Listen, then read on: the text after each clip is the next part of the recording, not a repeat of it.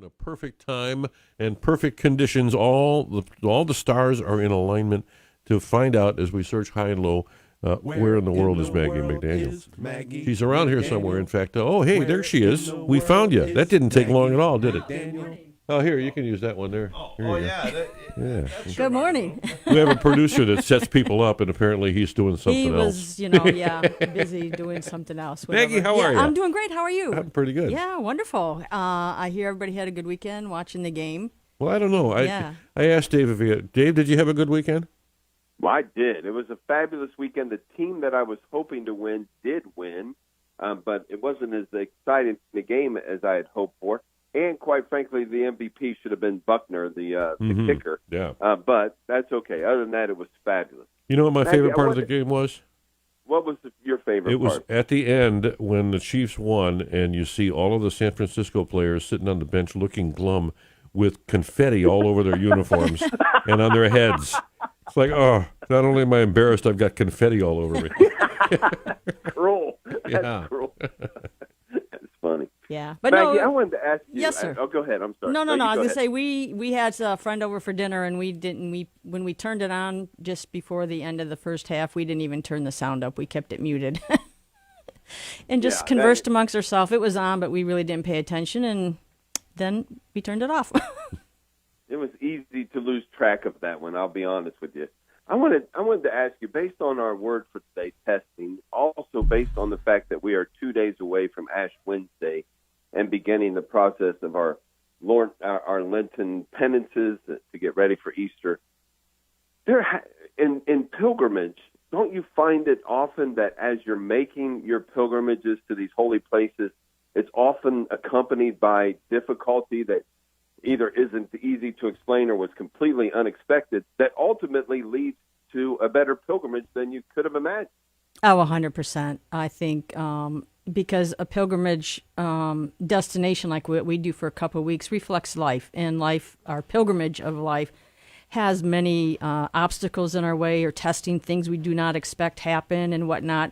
But if you are willing to, during that pilgrimage time, and we should in our life, just say, Lord, wherever you lead me, I will go, and whatever you put in front of me, I will accept as your will, and just take it and learn from it. And you can either, when things go wrong, I always say you can either be grumpy and complain and be miserable, or you can take it and say, all right, Lord, what do you want me to learn from this? What are the graces you want me to get out of this? And just accept it as His will, helping you to grow closer to Him. So we have a choice, even in bad situations, I think, to make things that are uncomfortable for our benefit or for the benefit of others in our life.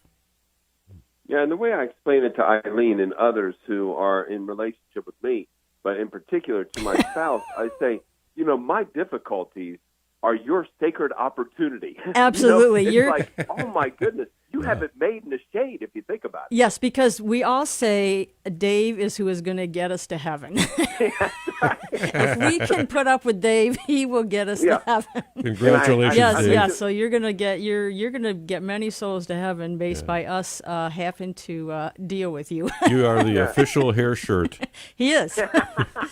And that's funny. And I made the mistake of one time saying, so I'm that inspirational, and the person laughed and went, no, that's not it. Yeah. Okay. No. All right, very good. Yeah, no, Charlie and I joke sometimes, and we say we're each other's hair shirt, It's like we're going to get each other to heaven just by having to put up with one another, So, but anyways. But all kidding aside, isn't it wonderful and it's beautiful?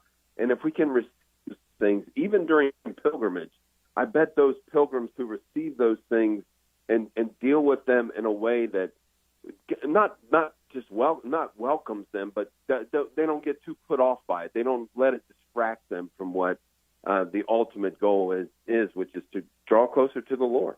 No, absolutely. And I would say probably 99% of our pilgrims are like that. I mean, once in a while you get somebody who's having a really bad day they just, but people I think just know, and they're on this trying to grow closer to God and find their way. And I think they just, like I said, they accept it as His will and say, all right, Lord, I'm turning it over to you. I'm not planning things out. I'm going to let go, and I will follow where you lead me. And I think it does make a huge difference. You come back so much more in love with your faith, wanting to grow deeper in our faith and with our Lord. So, yeah, absolutely. And that's tough to do the first time. It It's is easier the second and third time. No, I would say that's true. And when you're going to places for the first time, too, I mean, you're so just enthralled with what you're seeing, and you're in a new country and whatnot. And sometimes you don't even think about the reason that you're there is to grow closer. But I think, in the end, because we do have Mass and we do pray and whatnot, that our priests normally keep us focused on this is a pilgrimage, even though we enjoy everything that we're doing, that, we're here to draw closer to our Lord. Yeah, so it's without great. getting too particular, do you give up specific things for Lent? And do you change that up? Are you someone who kind of says, I've got these 2 or 3 items I give up each Lent, or do you kind of spread it out? No, I kind of spread it out. Yeah, and kind of keep it to myself. Yeah, what they say, Perfect. Right. Yeah, yep. Don't do in public. All right. Well, with that in mind, it's always best to keep to ourselves. I'm going to share my list when we get back. All right. God bless, guys. Thanks, Maggie. Thank you, Maggie.